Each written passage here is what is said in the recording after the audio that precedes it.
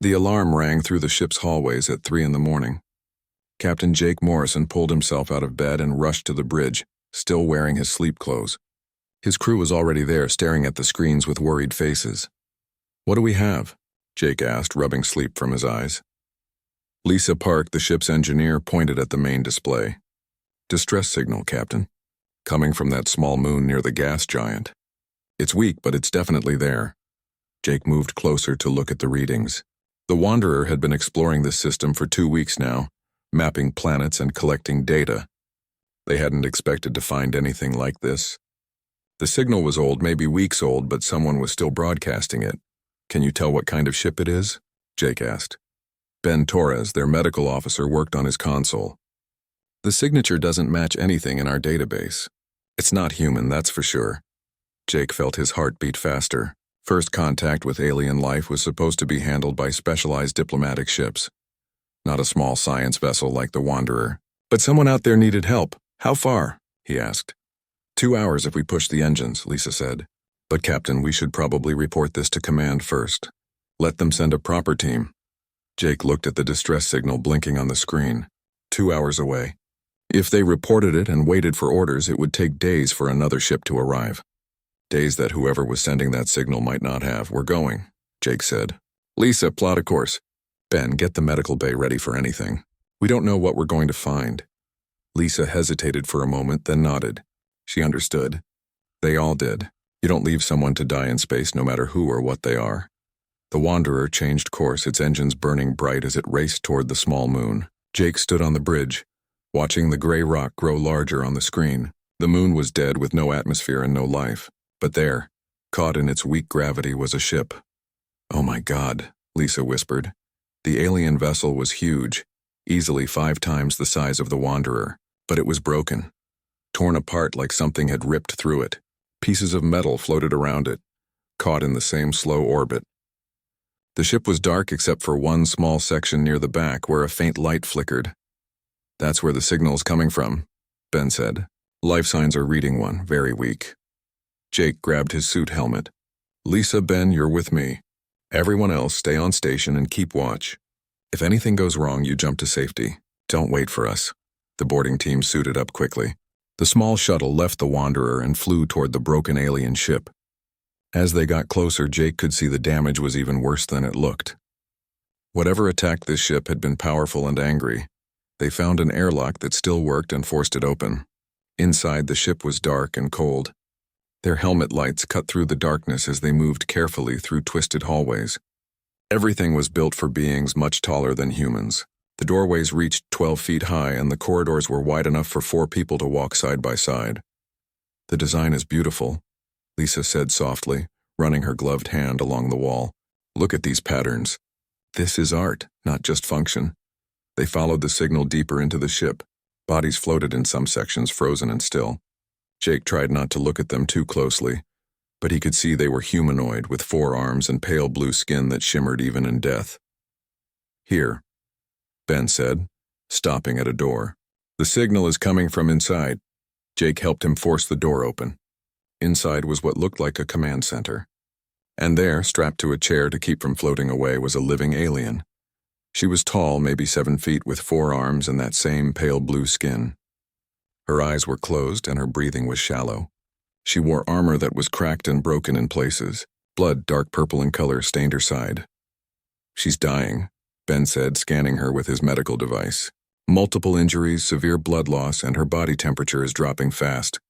Can you help her?" Jake asked. Ben looked uncertain. "I've never treated an alien before. I don't even know if our medicine will work on her biology." "Try," Jake said firmly. "We didn't come all this way to watch her die." They carefully unstrapped her from the chair and moved her to the shuttle. Ben worked on her the entire flight back to the Wanderer, trying to stop the bleeding and stabilize her vital signs. Lisa scanned the alien ship's computer, trying to download any data that might help them understand who this being was and what happened to her. Back on the Wanderer, they rushed her to the medical bay. Ben and his assistant worked for hours using everything they had. The alien's biology was different from human, but similar enough that some treatments worked. Slowly, her vital signs grew stronger. Jake sat in the medical bay, watching through the window as Ben worked. Lisa came to stand beside him. I got some data from her ship's computer, Lisa said quietly. Captain, I think we might have made a big mistake. What do you mean? Lisa pulled up a holographic display. Symbols and images floated in the air between them. These beings are called the Ascendants. According to what I found, they're conquerors. They've destroyed dozens of civilizations. They see other species as lesser beings, as servants or slaves. Jake felt a cold weight in his stomach. And we just saved one of them. Not just anyone, Lisa continued. According to the ship's logs, her name is Vera. She was a commander. She led attacks on peaceful worlds. Jake looked back at the window. Inside, Ben had just finished his work. The alien woman, Vera, was stable now. She would live because of what they had done. The logs say something else too, Lisa said, her voice softer now. Her own people did this to her. They attacked her ship and left her here to die. In their culture, when someone fails a mission, they're erased, made into nothing. Jake watched Vera's chest rise and fall with each breath. A conqueror, a destroyer of worlds. But right now, she was just a person who had been abandoned by her own people and left to die alone in the dark. We did the right thing, Jake said finally. Whatever she's done, whatever her people are, we couldn't leave her to die. That's not who we are. What do we do now? Lisa asked. Now we wait for her to wake up, Jake said. Then we deal with whatever comes next. Behind the glass, Vera stirred slightly in her sleep. In a few hours, she would open her eyes and see the face of the being who saved her life. A human. A creature from a species she had never heard of before. A member of a race her people would have enslaved without a second thought. But Jake Morrison had chosen mercy over fear. And that choice would change everything, not just for Vera, but for both their peoples and the future of this entire sector of space. The medical monitor beeped softly in the quiet room, measuring the heartbeat of the woman who would soon learn that kindness exists in the universe, even from the most unexpected sources. Vera's eyes opened slowly. Everything hurt. Her body felt heavy and wrong, like it belonged to someone else. The ceiling above her was unfamiliar, made of strange white panels that glowed with soft light. This wasn't her ship. This wasn't any ascendant vessel she knew. She tried to sit up quickly, and pain shot through her side. A sound came from nearby, footsteps, and then a face appeared above her. Small, round, with only 2 eyes and 2 arms. The creature spoke in sounds she didn't understand, but its tone seemed calm. Vera's hand shot out, grabbing the creature by its throat. It was weak, so weak. She could snap its neck easily, despite her injuries. But before she could apply pressure, something pricked her arm, and darkness pulled her back down. When she woke again, her arms were strapped down gently to the bed. The same creature was there, the small one with 2 arms. It was doing something to her wounds, changing bandages. It looked at her and spoke again, still in those strange sounds. Vera pulled against the straps, testing them. They were strong, but not painful. Not chains meant to hurt. Just restraints to keep her from attacking. She stopped struggling and watched the creature work. It was being careful, gentle even. When it touched a particularly painful spot, it made a soft sound and worked slower. This made no sense. She was a prisoner, clearly. But prisoners were not treated with care. They were broken, used, or killed. That was the Ascendant way. That was the way of the universe. The door opened and another creature entered.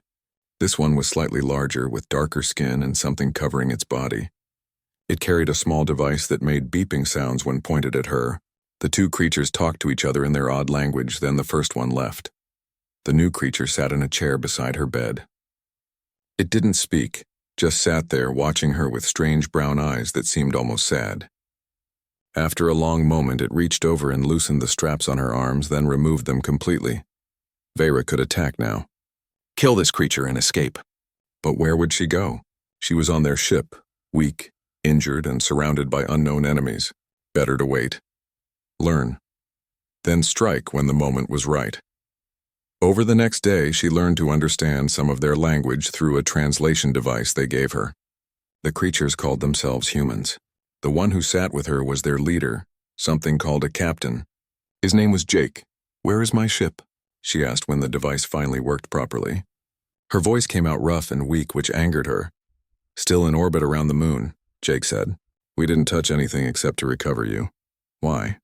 The question came out sharper than she intended. Jake looked confused. Why what? Why save me? Why not leave me to die or take me as prisoner? You needed help. Jake said simply, as if that explained everything. "We heard your distress signal and came." "But I am Ascendant," Vera said, studying his face for fear or hatred. "You must know what that means. What we do to lesser species." Something flickered in Jake's eyes. "We found some information in your ship's computer. We know about the Ascendants, about the conquests. Then you know I would have enslaved your people without hesitation," Vera said coldly. "We would have burned your worlds and taken everything you have. That is what we are." "Maybe," Jake said quietly. "But that's not what you are right now. Right now, you're a person who was hurt and left to die by her own people, and we don't leave people to die no matter who they are." Vera stared at him. This made no sense. Mercy was weakness. Compassion was a tool used to manipulate others. Everyone knew this. It was the foundation of power. "You're a fool," she said. "When I am strong again, I will kill you and take your ship." Jake stood up slowly. "When you're strong again, you're welcome to try. But I don't think you will." He walked to the door, then paused. "We also found the logs showing what your people did to you. I'm sorry that happened to you." After he left, Vera lay in the bed, staring at the ceiling. Sorry? Why would he be sorry? She had failed her mission. She deserved what happened. That was the law of the Ascendants. The weak were cast aside. The failures were erased. But a small voice in the back of her mind whispered a question she had never dared ask before. What if the law was wrong? The days passed slowly. Ben, the human who cared for her injuries, visited regularly. He was always gentle, always careful, even after she had tried to choke him. He explained everything he was doing before he did it, showing her respect she had never shown to lesser beings in her life. Lisa, the engineer, came to talk about technology. She wanted to understand Ascendant systems, but instead of demanding or torturing the information from Vera, she asked, and when Vera answered, Lisa listened with genuine interest, asking questions and sharing information about human technology in return. Jake visited every day, sometimes bringing food that Ben had specially prepared to match her biology. He would sit and talk about simple things, the ship, the crew, the planets they had visited. He never asked about Ascendant military secrets or tried to use her. He just talked like she was a person worth talking to. It was disturbing. All of it. These humans showed her kindness without demanding anything in return. They treated each other with respect regardless of rank. She watched the crew interact and they smiled at each other. They laughed. They helped each other with small tasks without keeping score of who owed whom. 2 weeks after her rescue, Vera was strong enough to walk. Jake gave her a tour of the ship, showing her everything without fear. The Wanderer was tiny compared to Ascendant warships, built for exploration rather than conquest. The crew numbered only 20, and they all seemed to know each other personally. In the dining area, several crew members were eating together. When Jake entered with Vera, they looked up with curiosity but no fear. One of them, a young woman with bright red hair, even smiled and waved. "That's Amy," Jake said. "She's our communications officer. Very good at her job." "She shows no fear of me," Vera observed. "Should she?" Jake asked. "I could kill her easily. I could kill several of your crew before the others stopped me." "Yes, you probably could," Jake agreed. "But you won't. How do you know?" Jake looked at her with those strange, kind eyes. "Because despite everything you've been taught, I don't think you're a killer at heart. I think you were made into one." The words hit Vera like a physical blow. She opened her mouth to argue, to defend the Ascendant way, but the words wouldn't come. Because deep down, in a place she had buried long ago, she remembered being young, remembered before the training, before the endless lessons in cruelty and power. She remembered being someone different. That night, alone in the small quarters they had given her, Vera accessed the ship's communication logs. She searched for any Ascendant signals, any sign of her people. She found several patrol ships passing through nearby systems. She could signal them. They would come. They would destroy this human ship and everyone on it. That was what she should do. That was her duty. Her hand hovered over the button that would send the signal. All she had to do was press it. She thought of Ben's gentle hands treating her wounds, of Lisa's excited explanations of human engineering, of Jake's daily visits bringing food and conversation, treating her like she mattered. Vera pulled her hand back. She didn't send the signal. The next morning, when an Ascendant patrol ship passed close to their position, Vera sat in her quarters with her door locked, her heart pounding. The translation device picked up their scans. their communications. They were looking for something or someone. Jake came to her door and knocked softly. "Vera, can I come in?" She opened the door. Jake stood there alone and unarmed. "There's an Ascendant ship nearby," he said quietly. "We can hide from them, but if you want to signal them, want to go back to your people, I won't stop you. It's your choice." Vera looked at this small human who had shown her more respect in 2 weeks than her own people had shown her in a lifetime. She thought about returning to the Ascendants, to a life of conquest and cruelty, to a culture that had thrown her away like garbage the moment she failed. "I choose to stay," she heard herself say. "I choose to stay with you." Jake smiled, and Vera felt something warm and unfamiliar in her chest. Something that might have been hope. The Ascendant patrol ship passed without detecting them. When it was gone, Vera sat in the observation room looking at the stars. Lisa found her there an hour later. "Beautiful, aren't they?" Lisa said, sitting beside her. "I have crossed this galaxy many times," Vera said softly, "but I never stopped to look at the stars. We saw only territories to conquer, resources to take. I never saw the beauty." "Well," Lisa said with a smile, "you have time now. We're not going anywhere fast."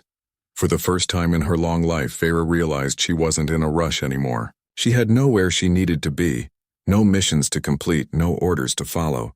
She was simply here, with beings who had chosen to be kind to her when they had no reason to be. And somewhere deep inside, the person she had been before the Ascendants broke her and remade her into a weapon began to wake up again.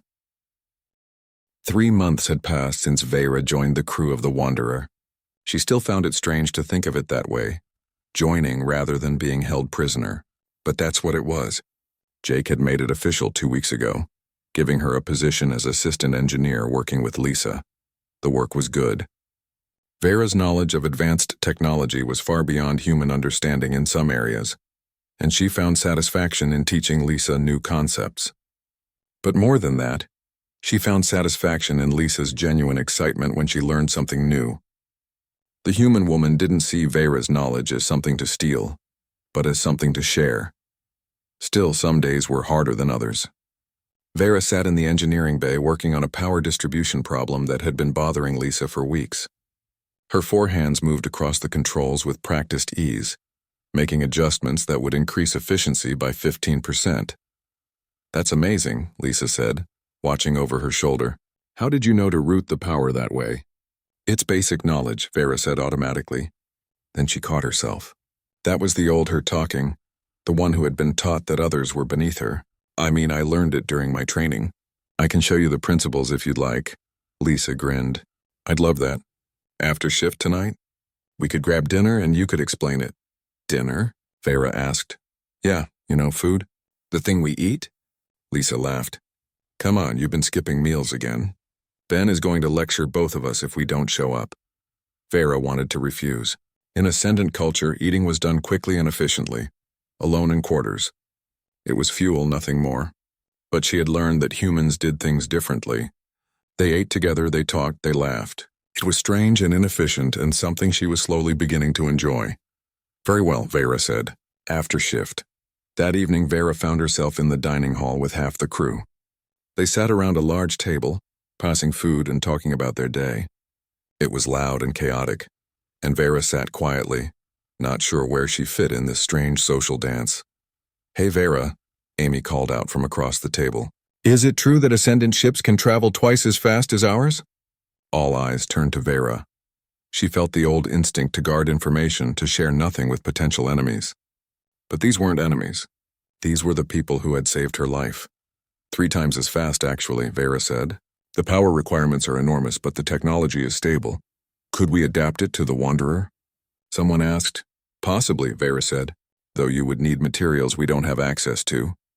The conversation flowed around her, people asking questions and debating possibilities. No one demanded that she share secrets. No one threatened her. They were just curious, interested in learning. It was so different from everything she had known. Jake sat at the head of the table, not because he demanded that position, but because it had been left open for him. He caught Vera's eye and smiled. She found herself smiling back, a small gesture that would have earned her punishment in Ascendant society. Smiling showed pleasure, and pleasure was weakness, but here smiling seemed to make others happy. It was such a simple thing. Yet it held power she had never understood before. After dinner, most of the crew dispersed, but a few remained, including Lisa, Ben, and Jake. Amy pulled out a small device and music began to play, soft and melodic. "What is this?" Vera asked. "It's Lisa's birthday," Jake explained. "The anniversary of the day she was born. We're celebrating." Vera looked confused. "I don't understand. What strategic advantage does this provide? What rank or position does she gain?" "None," Ben said with a laugh. "We're celebrating because Lisa exists and we're happy about that." "You're happy that she exists?" Vera repeated slowly, trying to understand. "Of course," Jake said. "Lisa is important to us. Not because of what she does for the ship, though she's brilliant at her job, but because she's Lisa. We care about her as a person." Vera stared at them, her mind struggling with the concept. In Ascendant society, value was purely transactional. You mattered because of what you could do, what power you held, what resources you controlled. The idea that someone could matter simply because they existed was foreign and strange. "I don't have anything to give," Vera said quietly. "For the birthday. Is that required?" "Gifts aren't required," Lisa said warmly. "Just having you here is nice." The warmth in Lisa's voice made something twist in Vera's chest. These humans kept saying things like that, kept treating her like she mattered and she didn't know what to do with it. The small celebration continued for another hour. People told stories about Lisa, funny moments and proud achievements. They laughed together, and the sound filled the room with something Vera had no word for in her language. Joy, maybe, or belonging.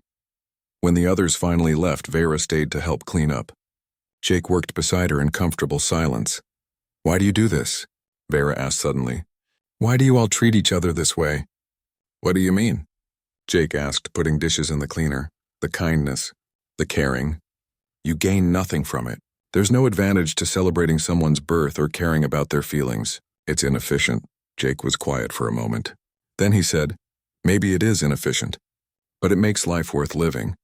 What's the point of existing if we don't care about each other? If we don't celebrate the people who make our lives better?" "But in my culture," Vera started, then stopped. She had been about to say in her culture, such things were weakness. But was it really her culture anymore? The Ascendants had thrown her away. They had left her to die alone in the dark. They would kill her on sight if they found her now. "Your culture hurt you," Jake said softly. "It took someone brilliant and strong and told her that her worth was only in conquest and domination." "But that's not true, Vera. Your worth is in being you, just you." Vera felt something hot behind her eyes. Water, tears. She had cried once as a child before the training. An instructor had beaten her for it, told her that tears were the weakness of lesser beings. She had never cried again until now. The tears fell and she couldn't stop them. Shame burned through her. The old training screaming that this was weakness, that she was pathetic, that she deserved to be cast out. But Jake didn't look disgusted. He didn't call her weak. He just stepped closer and very carefully put his hand on her shoulder. "It's okay," he said quietly. "You're safe here. You're allowed to feel things." "I don't know how to do this," Vera whispered, her voice breaking. "I don't know how to be what you want me to be." "We don't want you to be anything except yourself," Jake said. "The real you. Not the weapon the Ascendants tried to make you into. Just Vera. That's enough." Something broke inside her then. Some wall she had built decades ago to survive in a culture that saw emotion as failure. She had been alone for so long, even when surrounded by her own people. Alone with her doubts, her questions, her secret belief that maybe there was something wrong with the way the Ascendants lived. But she wasn't alone anymore. Later that night, Vera found Jake in the observation deck. He was looking out at the stars, a cup of something warm in his hands. She stood beside him in silence for a long moment.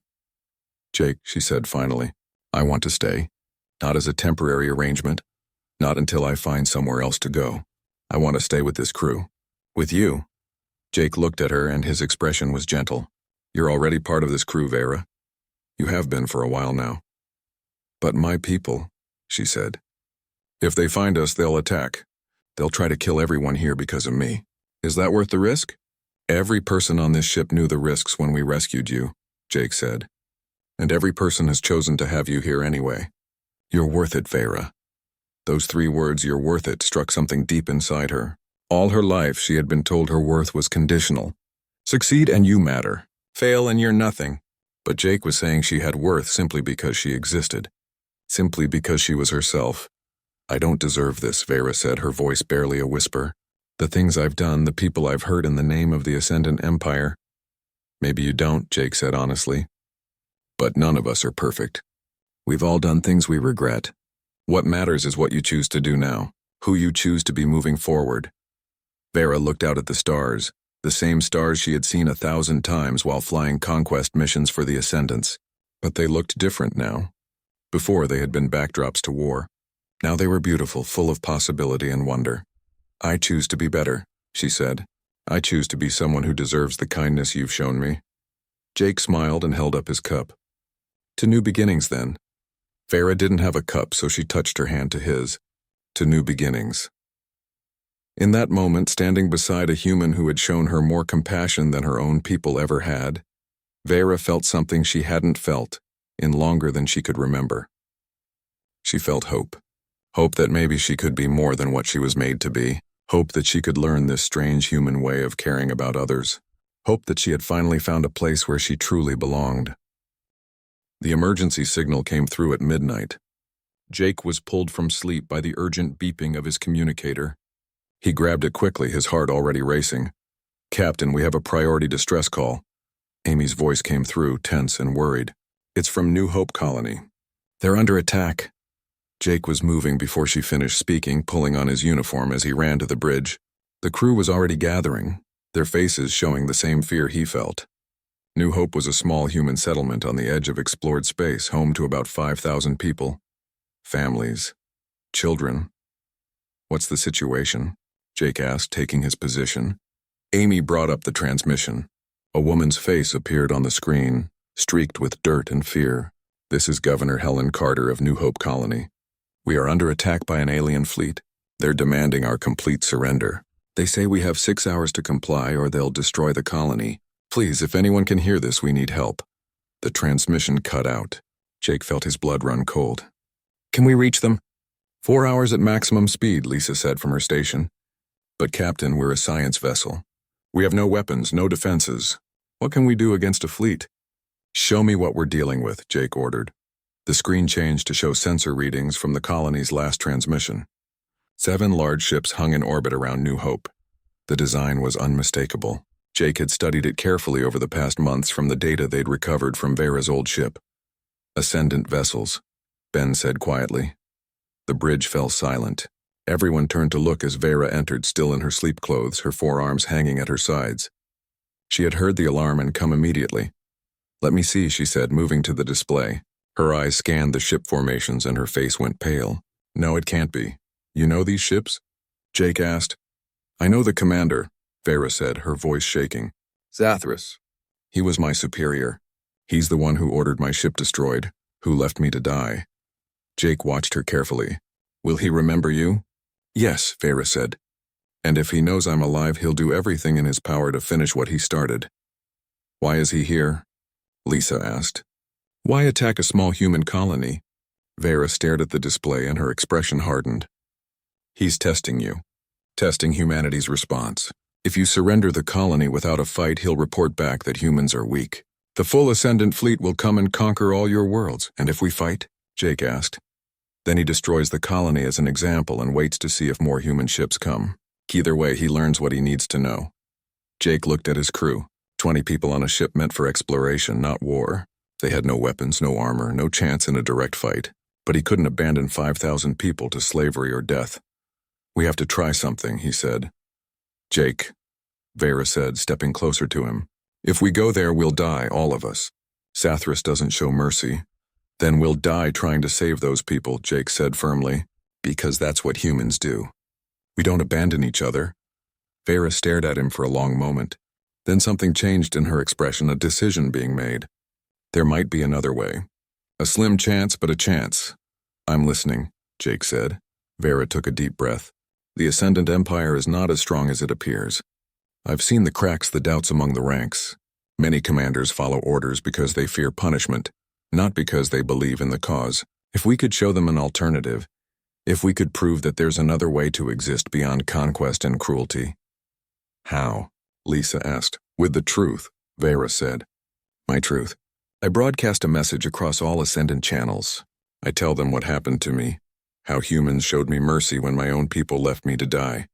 I show them that humanity offers something our empire never has, the choice to be valued as individuals rather than weapons. Ben shook his head. That would put a target on your back. Every Ascendant in the sector would want you dead. I already have a target on my back, Vera said. The moment I chose to stay with you, I became a traitor to my people. But maybe my betrayal can mean something. Maybe it can save lives. Jake studied her face. This was the woman who had once been a conqueror, who had led attacks on peaceful worlds. But she was also the woman who cried at Lisa's birthday party, who stayed up late teaching the crew about alien technology, who had chosen compassion over the only life she'd ever known. It's your choice, Jake said. I won't ask you to do this. You didn't ask, Vera said. I'm offering. These people on New Hope, they're like you, like Lisa and Ben and Amy. They deserved the chance I was given, the chance to live without fear. Jake nodded slowly. Then we do this together. We go to New Hope and we show Zathras that humanity doesn't bow to threats. The crew moved quickly, preparing the ship. Vera worked with Amy to set up the broadcast equipment, creating a message that would reach every Ascendant ship in range. Lisa pushed the engines to their limit, racing toward New Hope. In the privacy of Jake's quarters, Vera stood in front of the recording device. Her hands were shaking. Jake stood behind the camera, quiet support. I don't know what to say, Vera admitted. How do you convince people who have been taught their entire lives that conquest is the only way? Tell them the truth, Jake said. Your truth. That's all you can do. Vera nodded and took a breath. Begin recording. The light on the camera turned red. Vera looked directly into it, and when she spoke, her voice was steady and clear. My name is Vera, former commander of the Ascendant Empire. Some of you may remember me. Some of you may have served under my command. 3 months ago, I failed a mission. As punishment, my ship was destroyed and I was left to die alone in the void. That is our way.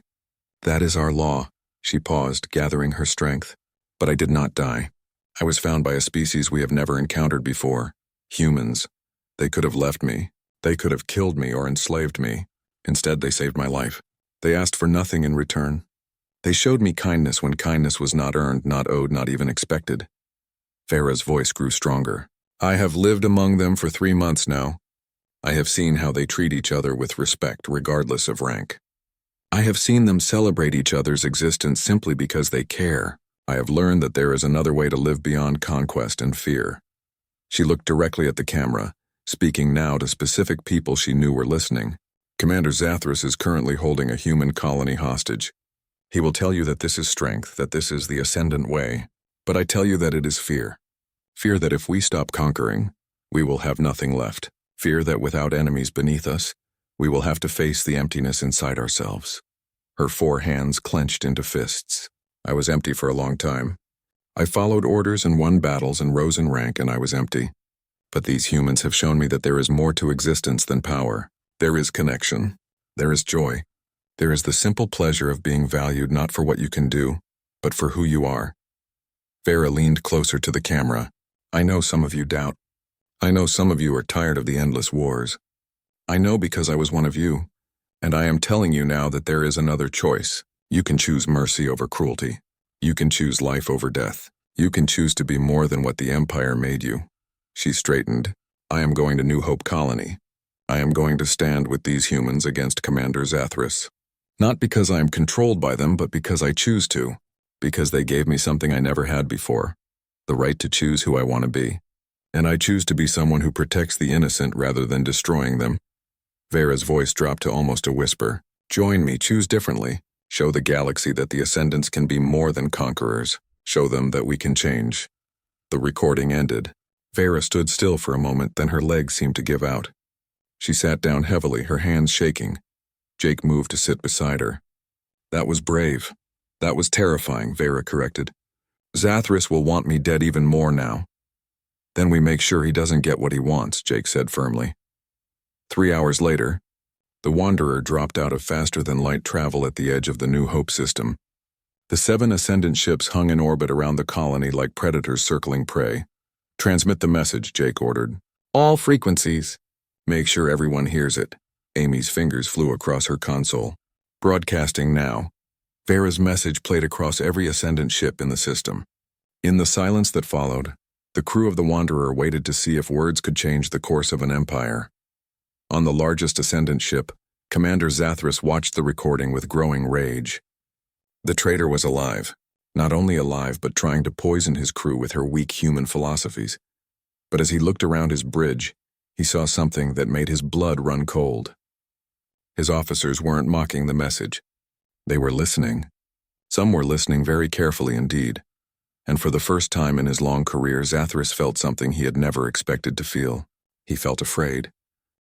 The silence after Vera's broadcast felt like it lasted forever. On the bridge of the Wanderer, Jake watched the 7 Ascendant ships waiting for their response. His small science vessel hung in space like a tiny insect before 7 massive predators. "Captain," Amy said, her voice tight with tension, "we're being hailed. It's from the flagship." "Put it through," Jake said. The screen flickered and a face appeared. The Ascendant male was larger than Vera, with darker blue skin and scars crossing 2 of his forearms. His eyes burned with rage. "I am Commander Zathras," he said, his voice filled with contempt. "You harbor a traitor to the Ascendant Empire. Surrender her immediately along with your vessel, and I will consider allowing your colony to live as slaves rather than corpses." Jake stood straight, meeting the commander's glare without flinching. "I am Captain Jake Morrison of the human exploration vessel Wanderer. The person you call traitor is a valued member of my crew. I will not surrender her or my ship." Zathras laughed, a cold sound without humor. "You dare refuse me? Your pathetic vessel has no weapons. I could destroy you with a single shot." "Probably," Jake agreed. "But that won't change what's happening right now. Your crew heard Vera's message. They heard the truth about what you did to her, about the cracks in your empire. Destroying us won't silence that truth." "Truth?" Zathras spat the word like poison. "She speaks lies to poison weak minds. The Ascendant way is strength through conquest. It has been so for 1,000 years. And where has that gotten you?" Vera's voice came from beside Jake. She stepped into view of the screen, standing tall despite the fear Jake could see in her eyes. "How many worlds have we burned? How many species have we enslaved? And are we stronger for it, Zathras? Or are we just more alone?"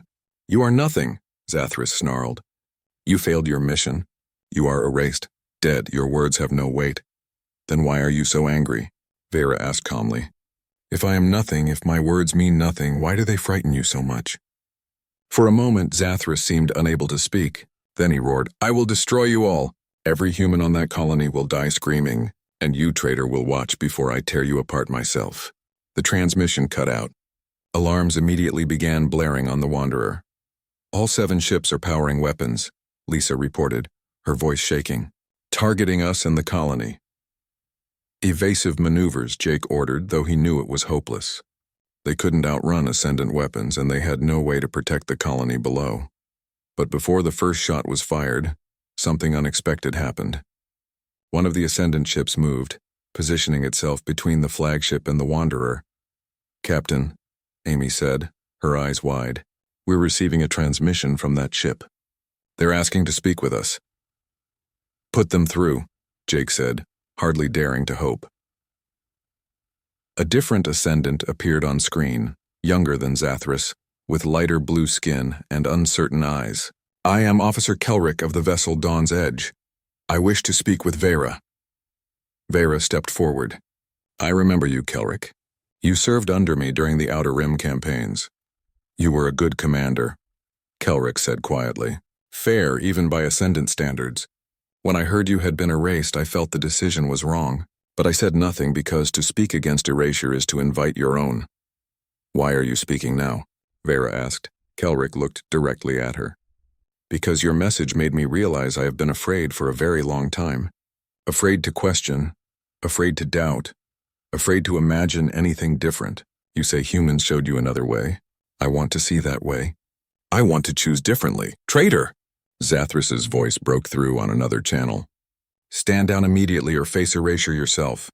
Kelrick's expression hardened. "No, I have followed orders my entire life. Orders to kill, to conquer, to destroy, and for what?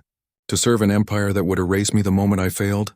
I refuse. I choose to stand with Vera. I choose to protect these humans." "As do I," another voice said.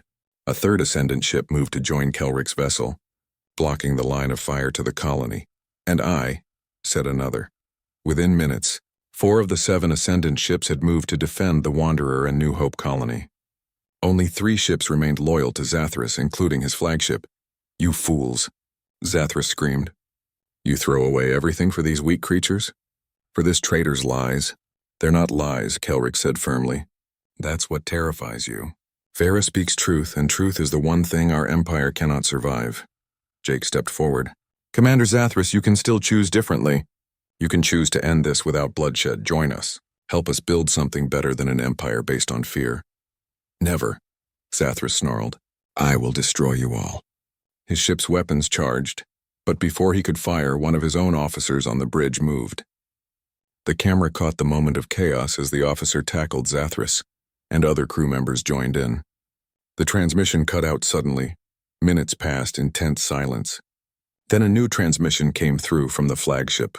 A different Ascendant appeared on screen, one with signs of a fresh fight still visible. "This is First Officer Dara of the flagship Eternal Conquest. Commander Zathras has been removed from command and placed under arrest for attempting to murder fellow Ascendants. I hereby request parley with the human vessel and any Ascendants who wish to discuss terms of peace." Jake felt his knees weaken with relief. "Parley granted. We welcome peaceful discussion." The next hours were a blur of communication and negotiation. The Ascendants who had defected began talking with each other, realizing they weren't alone in their doubts. More ships in nearby systems heard Vera's message and the news of what happened at New Hope. Some came to join the growing group of Ascendants who wanted change. On New Hope colony below, Governor Carter watched the ships above shift from attack positions to protective formation. She wept with relief as she broadcast thanks to the Wanderer and to Vera, whose message had saved her people. 3 days later, Jake found Vera standing alone on the observation deck of a New Hope space station. Representatives from a dozen Ascendant ships were meeting with human diplomats in the station's conference rooms, beginning the long process of building peace. "You did it," Jake said softly, coming to stand beside her. "You changed everything." "We did it," Vera corrected. "You showed me that change was possible. I just helped others see it too." They stood in silence for a moment, watching the ships outside. Human vessels had arrived to help protect the colony, joining the Ascendant ships that had chosen peace. 2 fleets that should have been at war, standing together. "What happens now?" Vera asked. "The Empire still exists. There are still thousands of Ascendants who believe in the old ways. Now we show them the new way," Jake said. "One person at a time, one choice at a time. Like we did with you." Vera turned to look at him. This human who had saved her life, who had shown her kindness when she deserved none, who had stood beside her even when it meant facing death. Her heart felt too full, like it might burst with all the emotions she had learned to feel again. "Jake," she said, and her voice cracked. "I need to tell you something." "What is it?" "When you rescued me, I was nothing. I was erased, worthless, broken. I had no purpose, no value, no reason to exist." The words came faster now, years of pain and fear and desperate hope pouring out. "But you saw me anyway. You chose to see me when my own people chose to look away. You gave me a reason to be alive again." "Vera," Jake started, but she held up one hand. "Please let me finish." She took a shaky breath. "I have learned so much from you and your crew, about compassion, about caring for others, about what it means to belong somewhere. But most of all, I have learned what it means to be valued, not for what I can do, but for who I am." Her legs felt weak suddenly, the weight of everything she had survived and overcome crashing down on her at once. She sank to her knees, not in defeat but in overwhelming gratitude and emotion she had no words to express. "I am yours, human," she said, tears streaming down her face. "Just don't leave me." The words came from somewhere deep inside, from the person she had been before the Ascendants broke her, from the child who had been taught that needing others was weakness. But it wasn't weakness. It was the bravest thing she had ever said. Jake knelt beside her immediately, his hands gentle on her shoulders. "Vera, look at me." She raised her eyes to his.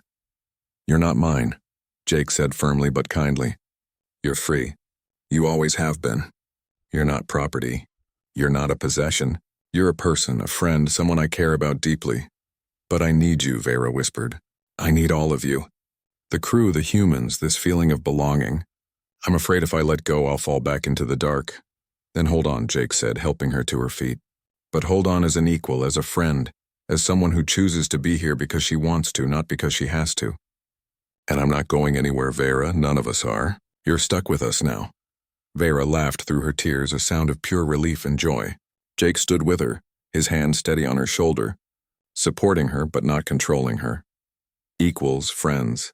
Two people who had changed each other's lives in ways neither could have imagined. Come on, Jake said gently. The others are waiting. Lisa wants to show you the new engine design she's been working on with Kelrick. Something about combining human and ascendant technology. That sounds dangerous, Vera said, wiping her